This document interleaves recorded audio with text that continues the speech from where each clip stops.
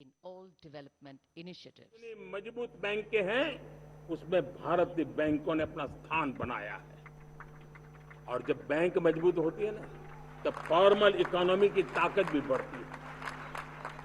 जब बैंक की व्यवस्था बन जाती है तब सामान्य खास करके मध्यम वर्ग के परिवार की जो रिक्वायरमेंट होती है उसको पूरा करने की सबसे बड़ी ताकत बैंकिंग सेक्टर में होती है। अगर उसको होम लोन चाहिए, उसको व्हीकल का लोन चाहिए, मेरे किसान को ट्रैक्टर के लिए लोन चाहिए, मेरे नौजवानों को स्टार्टअप के लिए लोन चाहिए, मेरे नौजवानों को कभी पढ़ने के लिए एजुकेशन के लिए लोन चाहिए, किसी को विदेश जाने के लिए लोन चाहिए, ये सारी बातें उसे संभव होती है। मुझे तो खुशी है कि मेरे पशुपालक भी, मेरे मछली पालन करने वाले भाई बहन भी आज बैंकों से लाभ ले रहे हैं। मुझे खुशी है मेरे रेहड़ी पटरी वाले लाखों भाई बहन आज बैंक से साथ जुड़ करके अपनी नई ऊंचाइयों को प्राप्त कर रहे हैं और विकास की दिशा में वो भागीदार बन रहे हैं। हमारे एमएसएमई, हमारे लघु उद्योग के लिए तो बैंक एक सबसे बड़ी सहायक होती है। उसको रोजमर्रा पैसों की जरूरत होती है अपने नित्य मर्जी पर प्रगति के लिए, और उस काम को हमारी मजबूत बैंकों के कारण संभव हुआ है। साथियों, दुर्भाग्य से हमारे देश में आजादी तो मिली लेकिन लोगों को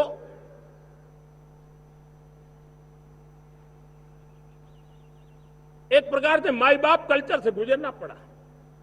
सरकार के पास मांगते रहो, सरकार के पास हाथ फैलाते रहो, किसी की सिफारिश के लिए रास्ते खोजते रहो, वही कल्चर डेवलप हुआ था।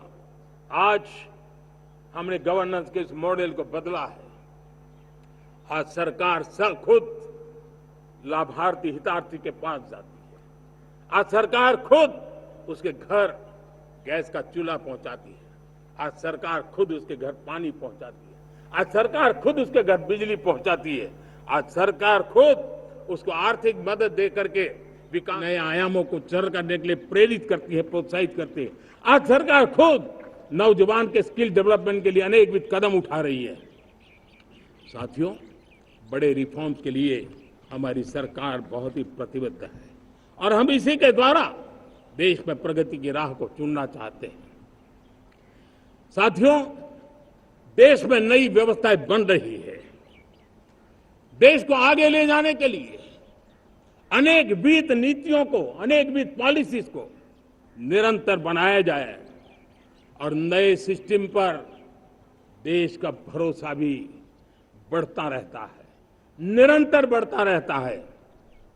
आज जो 20-25 साल का नौजवान है, जो 10 साल पहले जब 12-15 साल की उम्र का नौजवान था, उसने अपनी आंखों के सामने ये बदलाव देखा है। 10 साल के भीतर भीतर उसके सपनों को आकार मिला है, धार मिली है और उसके आत्मविश्वास में एक नई चेतना जगी है और वही देश का एक नया सामर्थ्य के रूप में उभरना है। आज विश्व भर में भारत की साख बढ़ी है, भारत के प्रति देखने का नजरिया बदला है। आज विश्व में युवाओं के लिए संभावनाओं के द्वार खुले हैं। रोजगार के अनगिनत नए अवसर जो शायद आजादी के इतने सालों के बाद भी नहीं आए थे, वो आज उनके दरवाजे पर दस्तक दे रहे हैं। संभावनाएं बढ़ती गई हैं, नए मौके बन रहे हैं। मेरे देश के युवाओं को अब धीरे धीरे चलने का इरादा नहीं है। मेरा देश का नौजवान इंक्रीमेंटल प्रगति में विश्वास नहीं करता। मेरा देश का नौजवान छलांग मारने के मूड में है। वो छलांग मार के नई सिद्धियों को प्राप्त करने के मूड में है।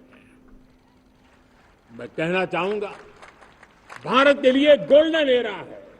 वैश्विक परिस्थितियों की तुलना में भी देखें, ये गोल्डन एरा है।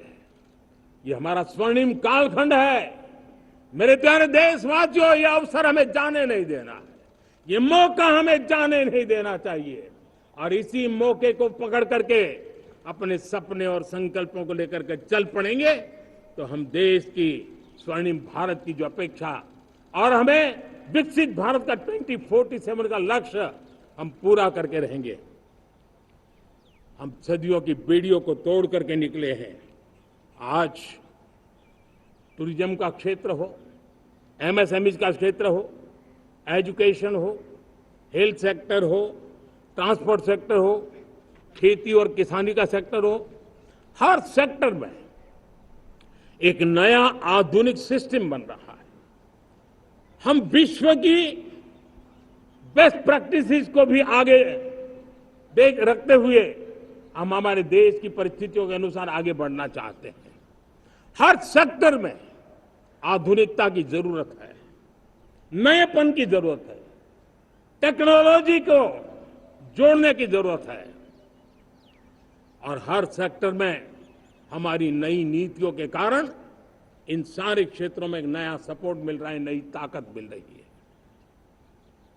हमारे सारे अवरोध हटे, हमारी बंदी से दूर हो, हम पूरे सामर्थ्य के साथ चल पड़े, खिल उठे, सपनों को पा करके रहे, सिद्धि को हम अपने निकट देखें, हम आत्मसात करें, उस दिशा में हम चलना है। अब आप देखिए कितना बड़ा बदलाव हो रहा है। मैं एकदम जमीनी स्तर की बात करूं, विमेन सेल्फ हेल्प ग्रुप आज 10 साल में हमारे 10 करोड़ बहनें विमेन सेल्फ हेल्प ग्रुप में जुड़ी है। 10 करोड़ नई बहनें। हमें गर्व हो रहा है कि हमारे सामान्य परिवार की, गांव की 10 करोड़ महिलाएं आर्थिक रूप से आत्मनिर्भर बन रही हैं। और जब महिला आर्थिक रूप से आत्मनिर्भर बनती हैं, तब परिवार की निर्णय प्रक्रिया की हिस्सेदार बनती हैं, एक बहुत बड़ी सामाजिक परिवर्तन की गारंटी लेकर के आती है। मुझे गर्व है इस बात पर, लेकिन साथ साथ मुझे गर्व इस बात का भी है कि हमारे सीईओ आज दुनिया भर के अंदर अपनी धाक जमा रहे हैं। भारत के हमारे सीईओ विश्व भर में अपनी धाक जमा रहे हैं। हमारे लिए खुशी की बात है कि एक तरफ मेरे सीईओ दुनिया भर में नाम कमा रहे हैं, भारत का नाम बढ़ा रहे हैं, तो दूसरी तरफ विमेन सेल्फ हेल्प ग्रुप से 1 करोड़ मेरी सामान्य परिवार की माताएं बहनें लखपति दीदी बनती है। मेरे लिए ये भी उतना ही गर्व की बात है। अब हमने सेल्फ हेल्प ग्रुप को 10 लाख रुपए से 20 लाख रुपए देने का निर्णय किया है। अब तक 9 लाख करोड़ रुपए बैंकों के माध्यम से हमारे इन विमेन सेल्फ हेल्प ग्रुप को मिले हैं और जिसकी मदद से वो अपने अनेकविध कामों को बढ़ावा रहे हैं। मेरे साथियों, मेरे नौजवान इस तरफ ध्यान दें। स्पेस सेक्टर एक फ्यूचर है हमारे साथ जुड़ा हुआ, एक महत्वपूर्ण पहलू है। हम उस पर भी बल दे रहे हैं। हमने स्पेस सेक्टर में बहुत रिफॉर्म किए हैं। जिन बंधनों में हमने स्पेस सेक्टर को बांध के रखा था, उसे हमने खोल दिया है। आज सैकड़ों स्टार्टअप्स स्पेस के सेक्टर में आ रहे हैं। वाइब्रेंट बनता जाता हमारा स्पेस सेक्टर भारत को एक शक्तिशाली राष्ट्र बनाने का एक महत्वपूर्ण अंग है और हम इसको दूर की सोच के साथ मजबूती दे रहे हैं। आज private satellite, private rocket launch हो रहे हैं। ये गर्व की बात है। आज मैं कह सकता हूं, जब नीति सही होती है, नियत सही होती है और पूर्ण समर्पण से राष्ट्र का कल्याण यही मंत्र होता है, तो निश्चित परिणाम हम प्राप्त करके रहते हैं। मेरे प्यारे देशवासियों, आज देश में नए अवसर बने, तब मैं कह सकता हूं 2 चीजें और हुई जिसने विकास को एक गति दी है, विकास को एक नई छलांग दी है। और ये है, पहला है आधुनिक इंफ्रास्ट्रक्चर का निर्माण। हमने इंफ्रास्ट्रक्चर को आधुनिक बनाने की दिशा में बहुत बड़े कदम उठाए हैं। और दूसरी तरफ सामान्य मानवीय के जीवन में जो बाधाएं हैं, ईज ऑफ लिविंग का हमारा जो सपना है उस पर भी हमने उतना ही बल दिया है। पिछले एक दशक में अभूतपूर्व इंफ्रास्ट्रक्चर का विकास हुआ है। रेल हो, रोड हो, एयरपोर्ट हो, पोर्ट हो, ब्रॉडबैंड कनेक्टिविटी हो, गांव गांव नए स्कूल बनाने की बात हो, जंगलों में स्कूल बनाने की बात हो, दूर सुदूर इलाकों में अस्पताल बनाने की बात हो, आरोग्य मंदिर बनाने की बात हो, मेडिकल कॉलेजों का काम हो, आयुष्मान आरोग्य मंदिरों का निर्माण चलता हो, 60,000 से ज्यादा अमृत सरोवर बने हो, 2 लाख पंचायतों तक ऑप्टिकल फाइबर नेटवर्क पहुंचा हो, नहरों का एक बहुत बड़ा जाल बिछाया जा रहा हो, 4 करोड़ पक्के घर बनना, गरीबों को एक नया आश्रय मिलना, 3 करोड़ नए घर बनाने के संकल्प के साथ आगे बढ़ने की हमारी कोशिश हो। हमारा पूर्वी भारत, नॉर्थ ईस्ट, उसका इलाका आज इंफ्रास्ट्रक्चर के लिए जाने जाना लगा है। और हमने ये जो कायाकल्प किया है उसका सबसे बड़ा लाभ समाज के उन वर्गों तक हम पहुंचे हैं जो ग्रामीण सड़कें वहां बनी है जिनकी तरफ कोई देखता नहीं था, जिस इलाकों को नहीं देखता था, जिन गांवों को नहीं देखता था। दलित हो, पीड़ित हो, शोषित हो, वंचित हो, पिछड़े हो, आदिवासी हो, जंगल में रहने वाले हो, दूर सुदूर पहाड़ों में रहने वाले हो, सीमावर्ती स्थान पर रहने वाले हो, हमने उनकी आवश्यकता की पूर्ति की है। हमारे मछुआरे भाई बहनों की आवश्यकताओं को पूरा करना, हमारे पशुपालकों के जीवन को बदलना, एक प्रकार से सर्वांगीण विकास का प्रयास हमारी नीतियों में रहा, हमारी नीयत में रहा है, हमारे रिफॉर्म में रहा है, हमारे कार्यक्रमों में रहा है, हमारी कार्यशैली में रहा है। और उस सबसे बड़ा लाभ मेरे युवाओं को होता है। उनको नए नए अवसर मिलते हैं, नए नए क्षेत्र में कदम रखने का उसके लिए संभावनाएं बन जाती है। और वही तो सबसे ज्यादा रोजगार दे रहा है। और सबसे ज्यादा रोजगार प्राप्त करने का अवसर इन्हीं समय में उनको मिला है। हमारा जो मध्यम वर्गीय परिवार है, मध्यम वर्गीय परिवार को क्वालिटी ऑफ लाइफ, वो स्वाभाविक उसकी अपेक्षा रहती है। वो देश के लिए बहुत देता है, तो देश का भी दायित्व है कि उसकी जो क्वालिटी ऑफ लाइफ पे जो उसकी अपेक्षाएं हैं, सरकार की कठिनाइयों से मुक्ति की उसकी जो अपेक्षाएं हैं, उसको पूर्ण करने के लिए हम निरंतर प्रयास करते हैं। और मैंने तो सपना देखा है कि 2047 जब विकसित भारत का सपना होगा तो उसकी एक इकाई ये भी होगी कि सामान्य मानव के जीवन में सरकार की दखलें कम हो, जहां सरकार की जरूरत हो वहां अभाव न हो, और जहां सरकार की बेकारण प्रभाव भी न हो, इस प्रकार की व्यवस्था पर हम प्रतिबद्ध हैं। मेरे प्यारे देशवासियों, हम छोटी छोटी जरूरतों पर भी ध्यान देते हैं, हम छोटी छोटी आवश्यकताओं पर ध्यान देते हैं और उसको लेकर हम चलते हैं। चाहे हमारे गरीब का घर का चूल्हा जलता रहे, गरीब की मां को कभी आंसू पी करके सोना न पड़े, और इसके लिए मुफ्त इलाज की योजना हमारी चल रही है।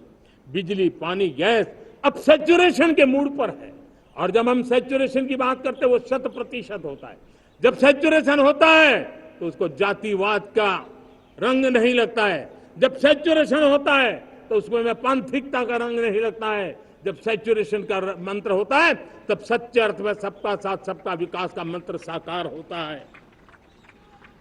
लोगों के जीवन में सरकार की दखल कम हो, उस दिशा में हमने हजारों कंप्लायंसेस के लिए सरकार सामान्य मानवी पर बोझ डालती थी, उन सारे कंप्लायंसेस को दूर किया। हमने देशवासियों के लिए 1,500 से ज्यादा कानूनों को खत्म कर दिया ताकि कानूनों की जंजाल के अंदर देशवासियों को फंसना न पड़े। हमने छोटी छोटी गलतियों के कारण ऐसे कानून बने थे उनको जेल में अंदर धकेल दिया जाए। हमने उन छोटे छोटे कारणों से जेल जाने के जो परंपराएं थी उन सारे कानूनों को नष्ट कर दिया और उसको कानूनों को जेल भेजने के प्रावधान को व्यवस्था से बाहर कर दिया है। आज हमने जो आजादी की विरासत के गर्व की बात हम जो करते हैं, सदियों से हमारे पास जो क्रिमिनल लॉ थे, आज हमने उसको नए क्रिमिनल लॉ जिसको हमने न्याय संहिता के रूप में, और जिसके मूल में दंड नहीं पर नागरिक को न्याय, इस भाव को हमने प्रबल बनाया है। ईज ऑफ लिविंग बनाने के लिए देशव्यापी मिशन में काम कर रहे हैं। हर लेवल पर मैं सरकार के प्रतिनिधियों का आह्वान करता हूं, मैं जनप्रतिनिधि वो किसी भी दल के क्यों न हो, किसी भी राज्य के क्यों न हो, सबसे आग्रह करता हूं कि हमने एक मिशन मोड में ईज ऑफ लिविंग के लिए कदम उठाने चाहिए।